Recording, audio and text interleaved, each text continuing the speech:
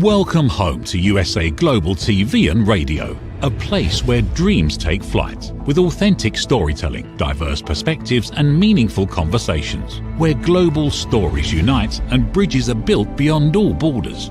Discover world-class education, entertainment, hope and inspiration. Together, we're building bridges worldwide. Subscribe to our channel, USA Global TV. Download our app, USA Global TV. Be our guest or join our team. Visit usaglobaltv.com. Thanks to our founder and executive producer, Dr. Jacqueline Kerbeck. Music score by Yeffy Tang from Cloud Road Music. Voiceover artist Mike Porter. Creative direction by Paul Garcia. USA Global TV and Radio. Your home for global connection. All rights reserved. This video and its contents are the exclusive property of USA Global TV and Radio. Unauthorized use, duplication or redistribution in any form is strictly prohibited.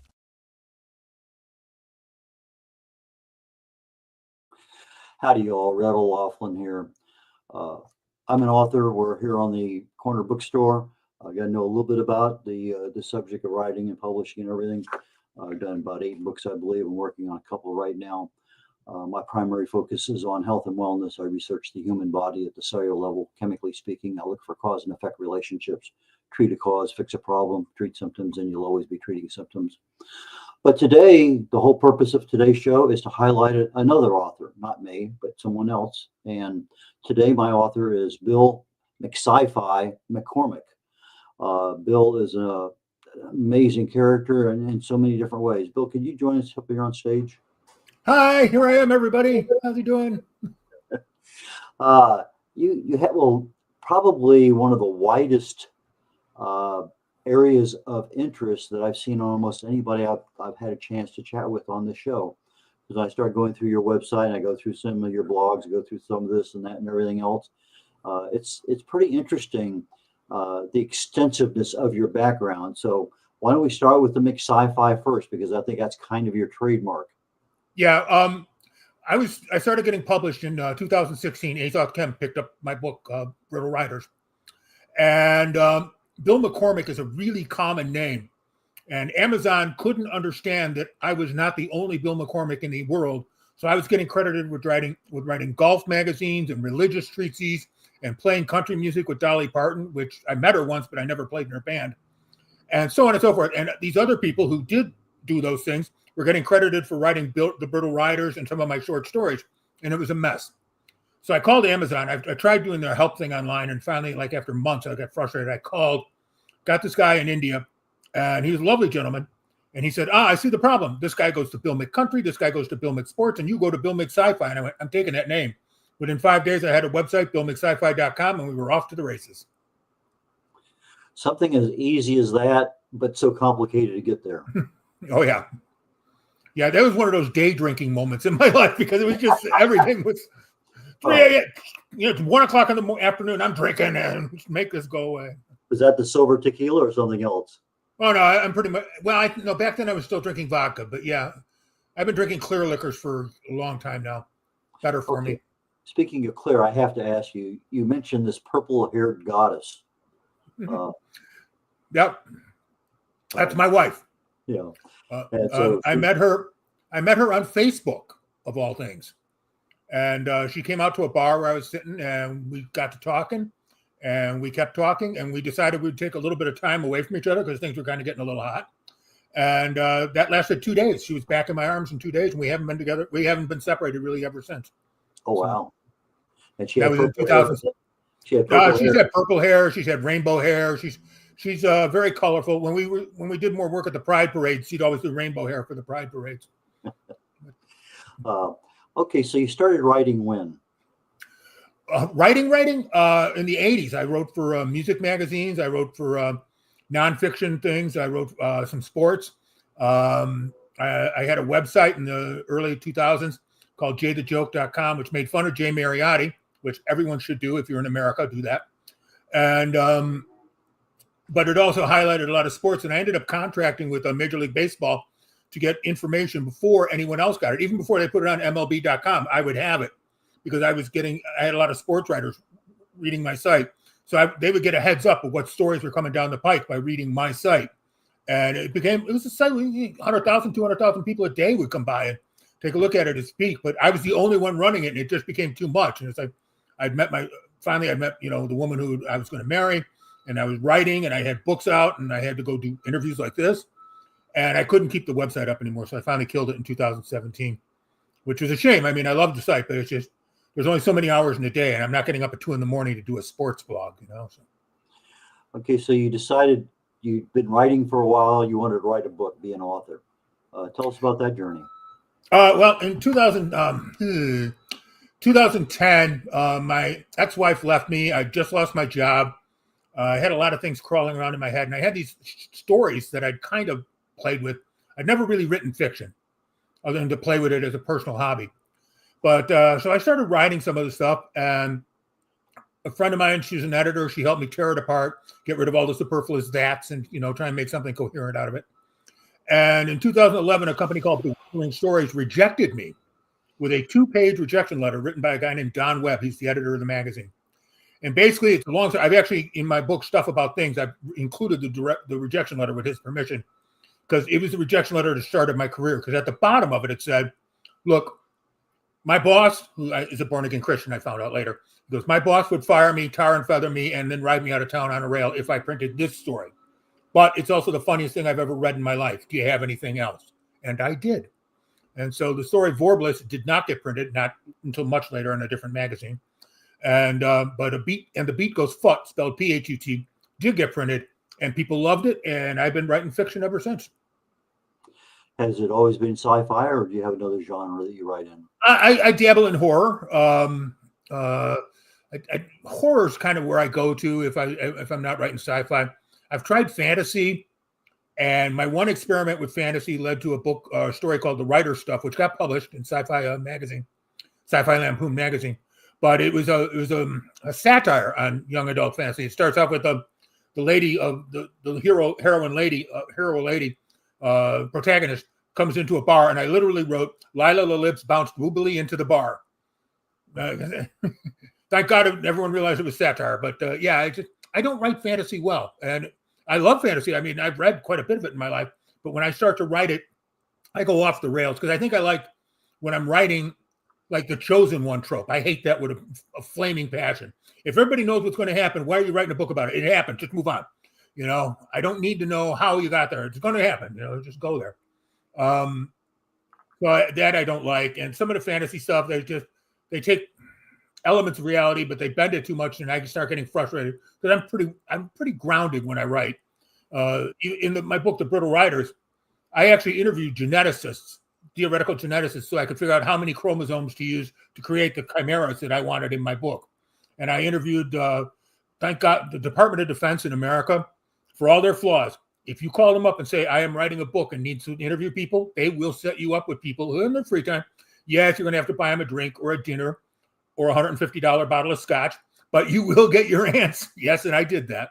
And it was worth every penny, because that particular person showed me how to do layered battle plans. So it's not everybody runs up front with their knives and these guys run up front. No, he showed me how to break it up into little pieces, and how each combat unit could assess the other combat units and assist the other combat units, and make it less of all the flags come waving at each other on the battlefield, which looks stupid, and make it a real war, make it a real battle. And so I learned a lot. And if it cost me $150 worth of scotch to learn all that, it was worth every freaking penny, because it elevated my writing to a whole new level. And people in the military who read that, it's one of the first things they comment on is, oh yeah, you can smell the gunpowder. You can feel the battle. And that's what I want. I want people to be in it. You hit a very good point there, and it's something that nobody else has ever talked about on my shows, and that is going to an expert to learn the details that are needed. So you had something that you wanted to do, and the military had the answer. So you just don't dial up, 1-900 military. How do you go about actually getting somebody to help you there? They have these amazing things called phone books. Now you can get them online, and the Department of Defense has local numbers. And I called a local number. I spoke to a lovely sergeant. She had a pretty good sense of humor. I explained what I was doing. I explained what I had, showed her at that time I only had out were short stories, but I'd actually won a couple of awards for my short stories. So I wasn't like just some idiot sitting on the phone going, one of these days, I was enough of a writer that they took me seriously. And so they sent me up originally with a couple other people in the field. And one guy, a colonel that I was talking to, he recommended that if I wanted the feel of a battle, to talk to some combat nurses. And I happened to be on a base with them. I think it was in Georgia, but they had some combat nurses that just come in the night or two before. So I literally walked down the hall and sat and talked with them for a couple hours. And boy, you learn about what they talk about is the injuries they treated, how they get guys back, guys and girls, men and women, back up and into combat, and how this just is, it's kind of this grinding chainsaw to get people in, up, out as much as possible. So they have to send them home. If they have to Purple Heart them, they will, but they really want to get them back in the field and back them into battle. And it was some of the most grueling and disturbing conversations I've ever had in my life, because they're basically talking about sewing people up and sending them out. You know, they don't have any choices. They're on the front lines. It isn't like they have hospitals to work with. It isn't like they have care that they can give. It's like a MASH unit only on steroids. You know, they're just whipping people in and out of there. And they all laughed. They said, if you see the TV show MASH, gosh, we wish we had facilities like that, because they don't. You know, so I learned a lot from those ladies. Interesting, because, you know, a lot of times you think, I want to kill the enemy. But in reality, wounding the enemy actually takes more people to take care of them. And from the battlefield, it puts a greater strain. People don't think in that regard. It's just that, okay, I'm just going to wipe out this platoon order.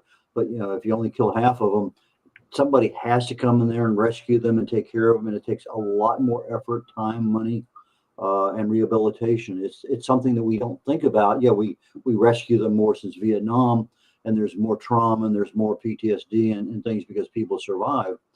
But in the big scheme of things, the manpower required is much, much more than it was, say, during the Civil War or other similar events.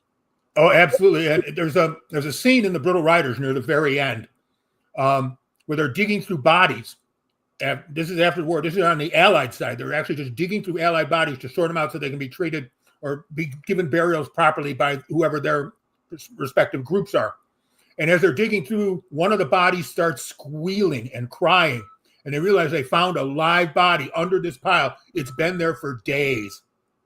And that's something that one of the combat nurses told me, that it actually happened in Afghanistan. And I thought that was such a powerful scene that I rewrote. I didn't use the military people's names because that would be rude. Hey, Bob, you're in a book now. Congratulations. No, but I made it, you know, with characters from the book. And it's a kind of a heart-stopping scene, because you realize this character that you thought dead, they're saying prayers for this one. Hey, goodbye. Sorry, have fun in the afterlife. Also, there she is. She's alive. She's bloody as hell. She's broken, but she's alive. And that kind of stuff happens in combat that people never talk about. They never just like you said, they either shoot them and they die, or they just go on to the next thing, you know. And there's that whole middle ground of why they have tents and why they have support staff in the field with all these troops. I don't know if you are familiar with the name Roy Benavides. He's a Medal of Honor winner from Vietnam. Actually, yes, I am. My Uncle Gary served in Vietnam, and so I was well aware of many of the medal winners and heroes of the day back then. And when you read his citation, you would say that's not humanly possible.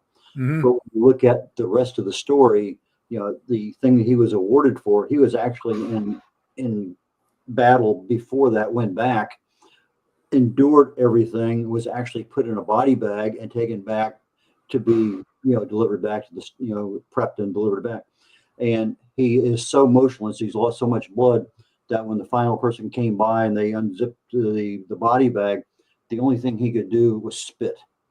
And that was enough for them to say, hey, we got a live, just like you're saying, we got a live one here.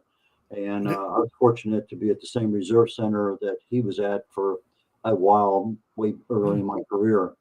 And the number of stories like that I heard from the combat nurses, because I interviewed them at 4 or 5 different locations, and I happened to be in Europe for a little bit, so I caught some in Frankfurt that were like literally just came off the plane from combat. One of them still had a bloody uniform, and I wasn't planning on talking to them in that exact moment. I was trying to get permission to talk to them, and the one lady said, "The canteens over there, they have alcohol. If you have money, I'll talk." So I herded I herded 4 nurses into the canteen, handed the guy a 50 and said, "Buy booze." And he said, "Yes, sir." Okay, so you know the secrets. Yeah. Yeah. Trust me, alcohol and steak dinners have got me more information than I could get ever by torturing people. So this is cool.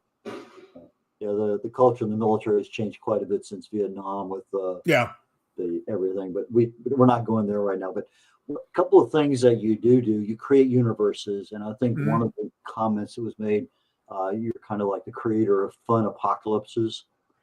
Yeah, I've gotten that a couple of times. What is a fun apocalypse? One that leaves the reader with hope. I mean, I write some pretty dystopian stuff. The Brittle Riders and Go Free the Mist, writing that now. They both start with the death of every man, woman, and child on the planet. Then they get dark and weird. There's a part of me that just can't leave you hanging, because Brittle Riders especially is very dark. And it goes through a couple of war scenes, and you think you kind of got it behind you. You think you're in control of it, but you don't really know. And the best you can do is see that there's some water coming into a lake, so maybe you can fertilize crops for the first time in a century. And that's all I'm leaving you with at the end of book 1. You might be able to grow a tomato. And I needed to leave people with a little bit more than that. And so Brittle Riders book 1, book 2, book 3 is literally the beginning, the middle, the end. And there's no chapters, because book 1 is chapter 1, book 2 is chapter 2, book 3 is chapter 3.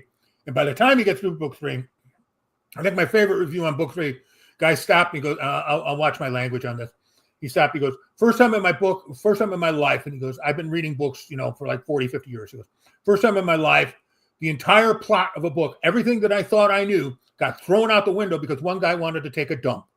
He said, this is the most insane book I've ever read in my life. And he goes, now I have to finish it because I want to know what's going to happen.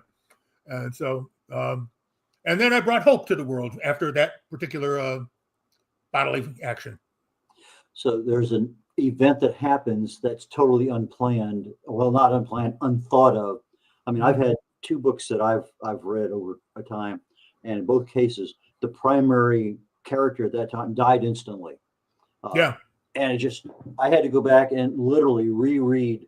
Okay, did that person, what happened? And I'm the third or fourth. Okay, I thought this person was going to be, in the book forever, and then it's not there, and it just, whoa, that really captured, the vividness of it, and the way it happened. It was, one was a snake bite to the throat.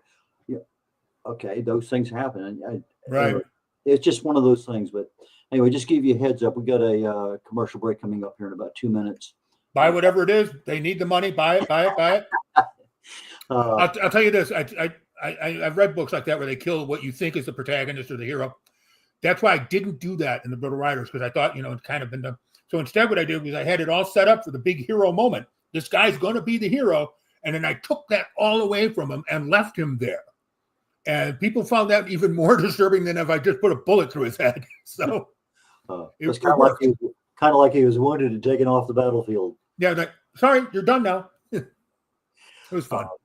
Now, when you're doing sci-fi and you have, as you mentioned earlier, chimera, you're trying to figure out things. How realistic is that chimera to a human with regard to the ability to, do whatever we do? Any magic in there? Any spells? Anything else that's going on? No, you know what? I think we'll wait till after the commercial break, because I have an answer to that involves a 31-page appendix that I wrote so people could follow along when they open the book. Okay, while we do this, I'll let our production engineer get herself set up, and when everything is ready to roll, just go ahead and just go straight into the commercial, and we'll come right back and talk about your 31-page appendage. Yep. In a world craving connection, one platform dared to dream bigger. USA Global TV and Radio, a beacon for global voices, authentic storytelling, and elevated listening. Led by visionary Dr. Jacqueline Kerbeck, the journey from a spark to a global force is now captured in one inspiring book. Honored with YouTube's Silver Creator Award for surpassing 100,000 subscribers. Discover the evolution, the challenges, the triumphs, and the unstoppable spirit that created a global movement. Executive producer Dr. Jacqueline Kerbeck. Music score by Yeffy Tang. Creative director Paul Garcia. This video and its contents are the exclusive property of USA Global TV and Radio. Unauthorized use, duplication, or redistribution in any form is strictly prohibited.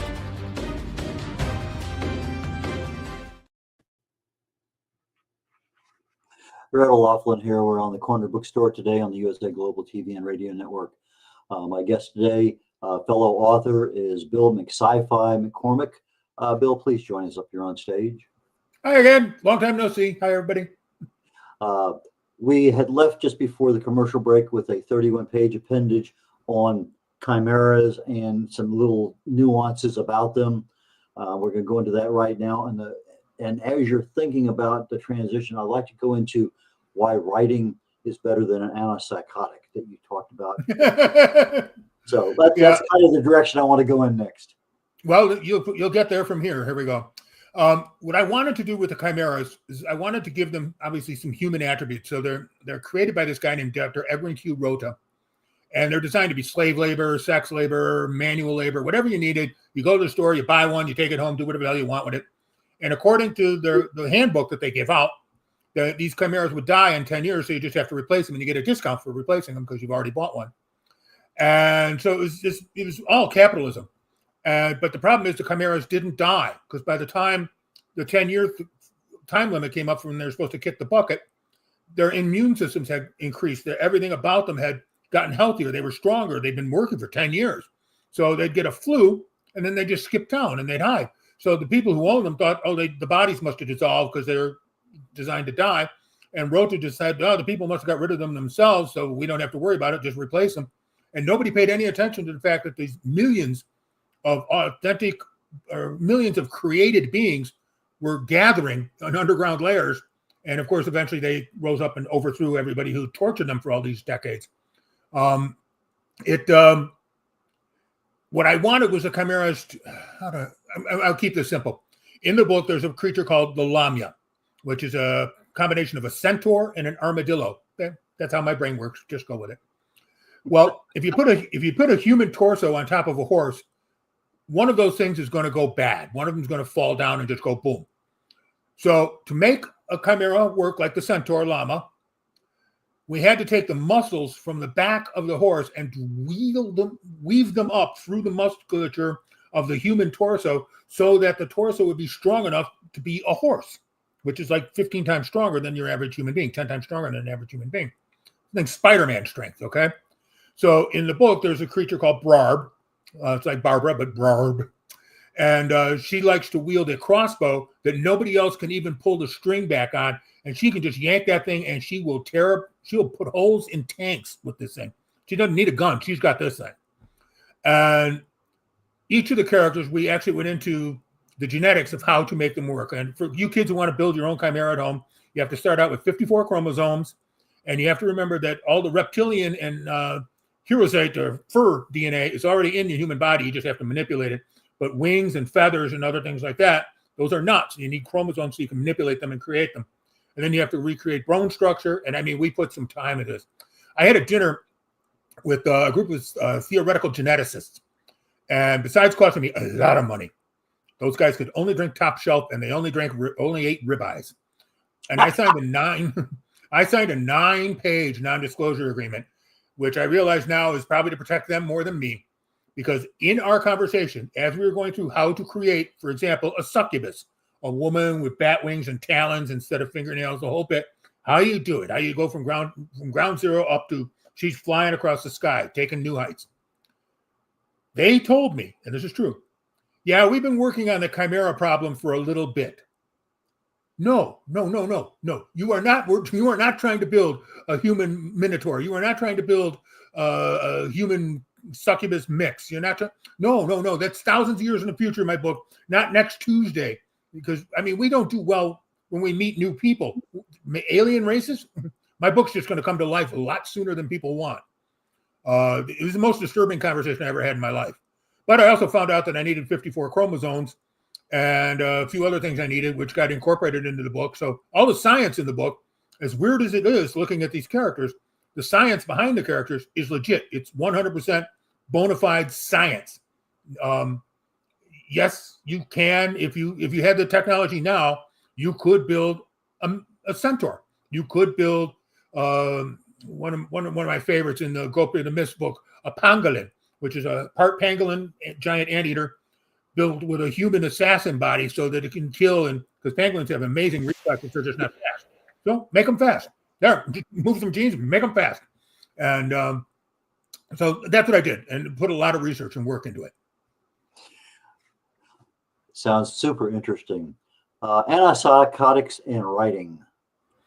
Yeah, I when everything was going on in my life, when I started writing the novels, when I started writing in the first place in 2010, like I said, I was going through a divorce. I'd lost my job. My bank account had been cleaned out. I had no place to live. I was not in a good spot. I was not in a good place. And yeah, that's my bulging eyeball there. I was not in a good place. And writing these stories, getting these things out of my head, putting my demons on paper showed me that these things had value, that I could do something with them. But also it kept me from going over the edge, kept me from having to go to antipsychotics, kept me from having to go into long-term therapy. Nothing against therapy. I'm in it now, but for a different reason. And, and it helps. Look, if you need to talk to someone, get a therapist. Don't just go to the bartender. Go get a therapist. Most insurance covers it. So do that. But I needed to get I needed to get words thing. I needed to get a grasp on reality.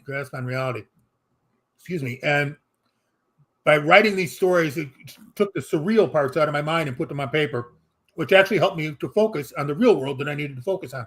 And I did a bunch of odd jobs. I ended up as a consultant for Fortune 500 company. I mean, it isn't like I floundered on the streets like a goldfish out of water, but it allowed me to focus my life in different directions because I was getting this other stuff out of my head, getting this other stuff onto paper and away from dealing into my brain.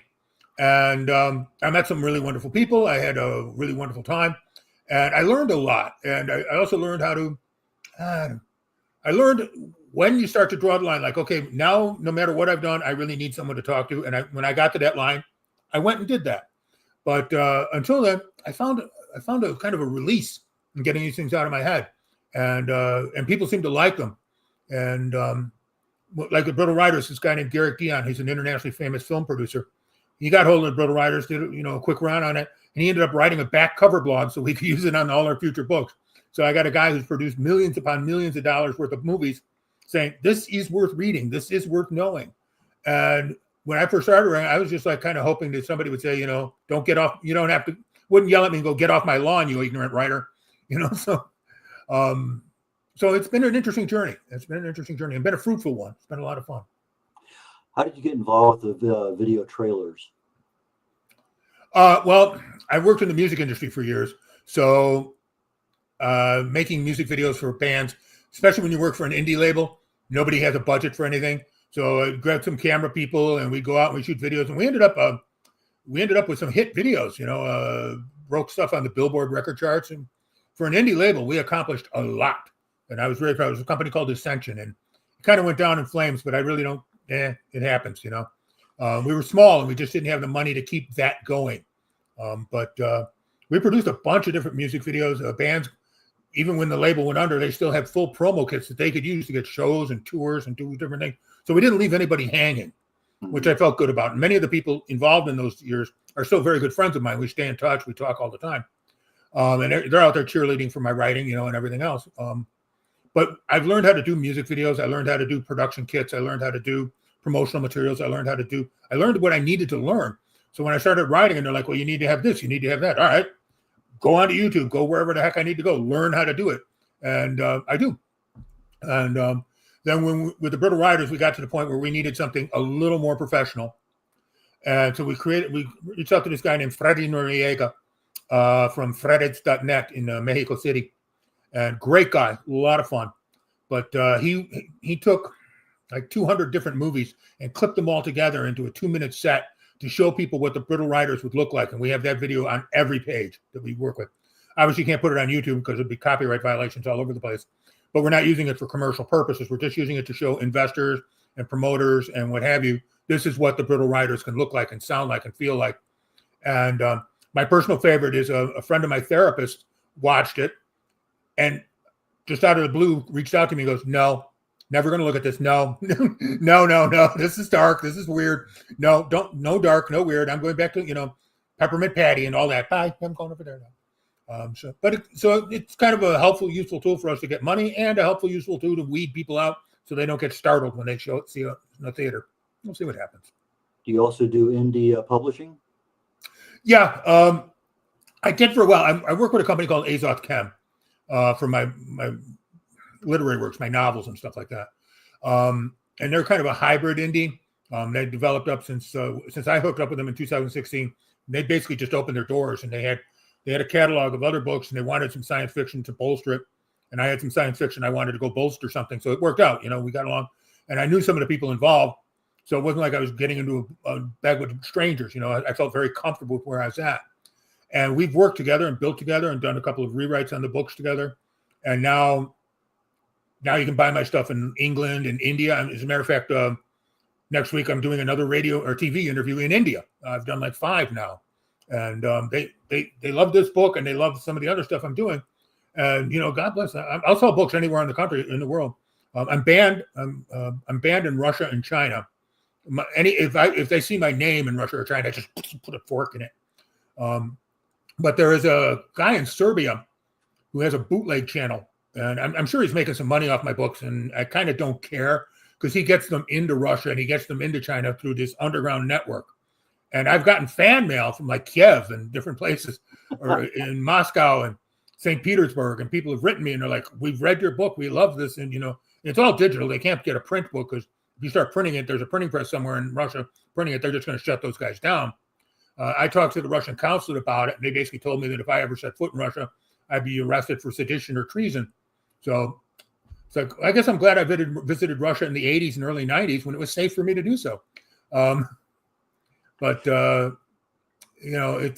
China, they don't like the stack. I mean, let's face it, I'm kind of a liberal guy, so my books are pro LGBTQIA, they're pro people of color, they're pro equality, they're pro a lot of stuff. I actually have in the Brittle Riders, Brittle Riders and Go Up to the Miss, I have variations of how to do a polyamorous romance.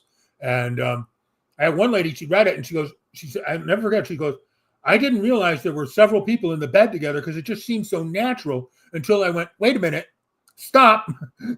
There's a third there." It's not like a party. They've actually moved in. They're cooking breakfast together. They're a team. And she's like, "I didn't know you could do that. I didn't know." I was like, yeah. Modern Christianity makes it husband and wife, but through the centuries, then marriages have been all over the place, and what they could be whatever they wanted to be. And so I kind of brought back some of the greatest hits of marriage, and had a lot of fun with that. And in Go Up to the Mist, there's a race called the Dragon Lords, and they have between 10 and 15 spouses that live together in the same home. And I did that as a tribute to you're not going to know who this is, but a guy named Jim Marcus. He's an internationally famous industrial musician. He was in Die Warsaw, and he's in a band called Go Fight right now. They do a lot of stuff. But Jim's a polyamorous guy, and he's been my friend for 30, 40 years. And I kind of wanted to honor him without sticking his name in a book, so I did it that way. And he knows about it. He loves it. He's a big cheerleader for it. So yay me. I got something right. We're getting toward the end of the show here. I'm going to give you a few minutes in just a moment to tell people how to get in touch with you, who would be a good client, how do people get your books, etc. Anyway, one of the things I noticed that I don't see on very many other websites of authors is you have merchandise. How did that develop? How did you end up with the ability to sell gear and merchandise?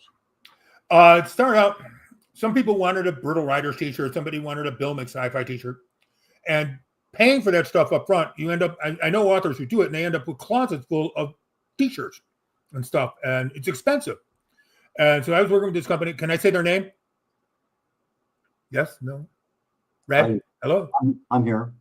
Can I say the company's name? Oh, absolutely. Okay. So I started working with this company called Spreadshirt. And there's a few other companies out there that do this, but this one happened to have everything I wanted. They had the terms that I liked. So, yep, that's my books. Click on gear. And ta-da! There you go. All these designs, you can get them on t-shirts, coffee mugs, coasters, whatever the heck you want. There's like 100 different things you can buy for every single design. And so I've got pictures of people with their babies, and we sell onesies because God knows you want to start them young. Get them to a Bill McSciFi onesie when they're 1 year old.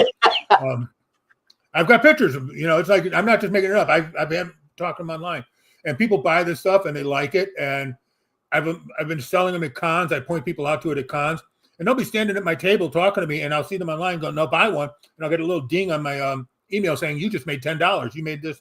So I get paid for people buying it, and people buy it, and the stuff it's guaranteed, and it shows up in a few days, and everyone's happy with the arrangement. I haven't had a single complaint. I've been doing this since 2017.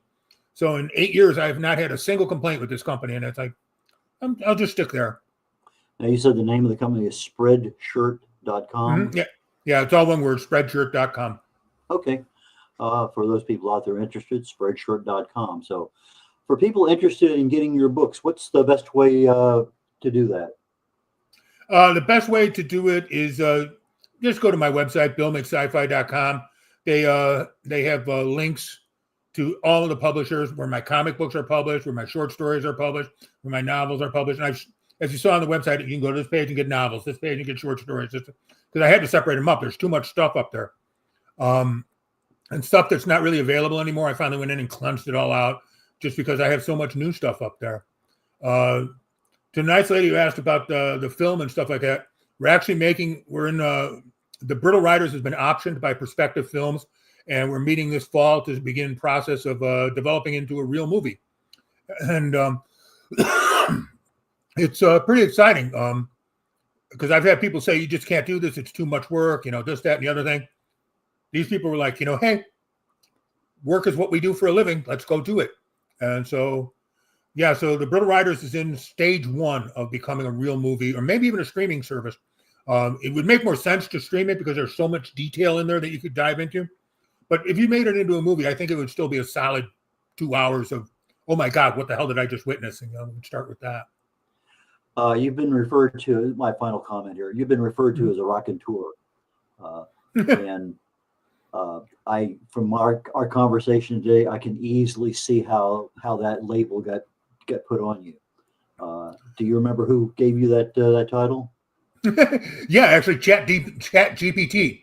We were looking something up, and that came up at Bill McCormick, Sci-Fi Raconteur, and I went, yep, I'm keeping that. And I just moved it over into my bio. Anyway, as I was doing my research on you, I came across it. I haven't seen that one before. So anyway. Bill, I really appreciate your time today. I look forward, maybe we'll bump into each other down the road on another broadcast, but thank you so very much for making it today, and I look forward to your future success. So thank you very much. It was an absolute pleasure being here. Best of luck with everything. Thank you, sir. Take care. And the Corner Bookstore, blank for just a sec. The Corner Bookstore today, Bill McCciFi Mccormick, not McClintock, McCormick. My brain is going already. Anyway, very shortly here, literally in about 21 minutes, The Wise Ones will be the next show on the USA Global TV and Radio Network. And my guest today is Jean Kuhn. She's a business consultant, author, speaker, strategist, so many different things. And I'm looking forward to chatting with her. Following that show, literally in about 20 minutes after that show is over, is my third show today called Talking Heads. And my topic today is Plan B for retirement health. We all have a Plan A, but sometimes Plan A's don't always happen. And sometimes you got to go to Plan B, and it's nice to actually have one. But sometimes you end up at Plan C or Plan D, and you don't even know that you bypassed Plan B because it wasn't even on the planning horizon. So please join me here next on The Wise Ones with Jean Kuhn. Please join me on Talking Heads for Plan B for your retirement health. And if you miss those, we can be found on a couple different channels on YouTube. The USA Global TV on YouTube is where all the playlists, all the archives, all the live shows, everything is there. And so that is where you can find us at. I wish you the best, and I will catch you all next week. Take care now. Bye. Have you ever felt unheard? Like your words float into a void, leaving you invisible and disconnected? How about feeling judged when assumptions overshadow your truth, leaving you misunderstood and defensive. And then there's that moment when someone offers solutions you never asked for, dismissing your feelings and leaving you more frustrated than before. It doesn't have to be this way. Dr. Jacqueline Kerbeck, the listening mentor, understands. She's here to help you reclaim your voice, build stronger connections, and create meaningful conversations that inspire understanding and mutual respect. Through her groundbreaking books, online and in-person courses, and interactive workshops, you'll learn how to navigate life's most challenging interactions. Discover the power of elevated listening and transform how you communicate. Master setting boundaries and asking permission to protect your peace. Learn to recognize and release judgment, fostering empathy and true connection. Dr. Kerbeck also offers personalized coaching, one-on-one or group sessions designed to fit your unique needs. Whether in person or virtually on StreamYard, her guidance will empower you to thrive. You don't have to struggle alone. The path to deeper connections and better relationships start here. Visit drjacqueline.com or usaglobaltv.com. Join a global community of empowered listeners and transform your life, one meaningful conversation at a time. Dr. Jacqueline Kerbeck is the listening mentor. Start your journey today. USA Global TV and Radio proudly presents Steve Klein Art at steveklein.art. My name is Steve Klein, born Manchester, England, 1953. My quest in my lifetime is to create artwork from my soul and the deepness within my wildest dreams and fantasies. In 2012, my heart stopped when I was given too much anesthetic for a minor knee operation, and this near-death experience took me to another multidimensional world, an out-of-body experience, and I was given the gift of being blessed by an overwhelming, burning passion to become, for the very first time in my life, an artist with an eternal, passionate desire to bring my art, which I've named multidimensional, subliminal, freeform art, to the world, as only 3% recover from what I experienced, and now in my golden years want to release my cosmic, vital energy through my art to allow people to be a part of my cosmic dance. To learn more, email roccogoodwine@gmail.com. For VIP pricing, mention USA Global TV and Radio.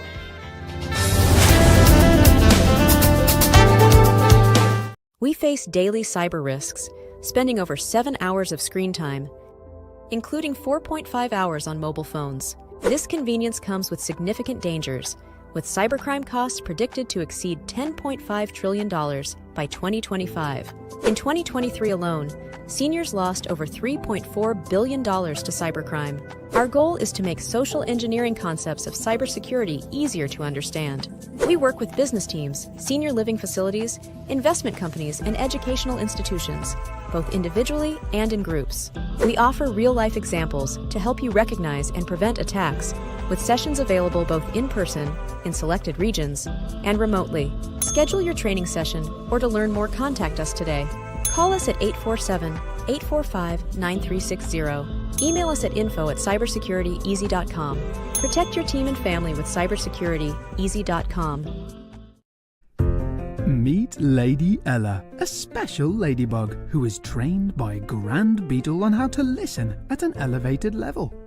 After earning her gold wings, Mother Earth and Father Universe asked her to travel across the solar system, teaching life lessons to creatures to respect one another and to listen. Learn more about her travels in the book series, The Amazing Adventures of Lady Ella.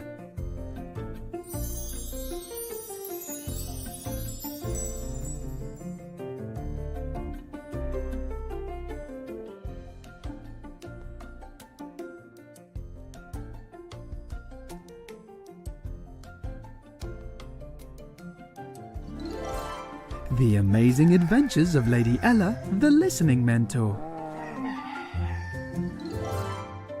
Lady Ella's ABCs of Listening.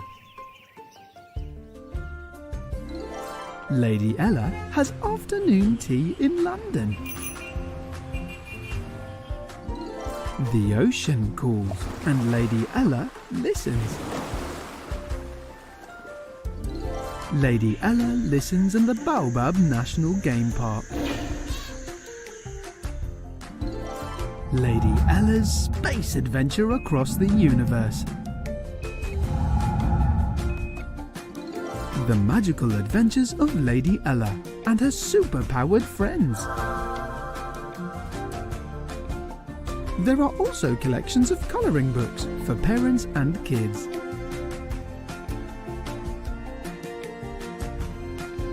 Providing world-class education, entertainment, hope and inspiration. Join our team of elevated listeners to teach children elevated listening skills. Lady Ella would like to teach you and your family how to listen at an elevated level. If you're interested in learning life lessons as well as how to communicate more effectively as a family, go to Amazon and order Lady Ella's books. They're all there just waiting for you.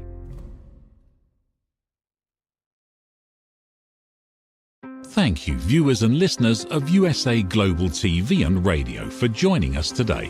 We're honoured to have your time and attention as part of our global community. At USA Global TV and Radio, we believe in the power of authentic conversations, meaningful connections, and creating a world of possibilities together. Want to be part of something bigger? Join our team of elevated listeners at usaglobaltv.com, a space where your voice matters and your ability to listen transforms relationships. Stay connected with us across all our platforms for thought-provoking discussions, expert insights, and empowering stories. Subscribe to our channels at youtube.com/c/USAGlobalTV. Follow us on social media and explore the endless opportunities we're creating for growth, learning, and inspiration. Together, we're not just broadcasting, we're building bridges and changing lives one conversation at a time. For inquiries, contact us at info@usaglobaltv.com. Music by Johnny Dyes. Produced by Executive Producer and Director Dr. Jacqueline Kerbick. Voiceover by Mike Porter. Creative Direction by Paul Garcia. All rights reserved. Copyright 2025. Visit usaglobaltv.com to view our full terms and conditions.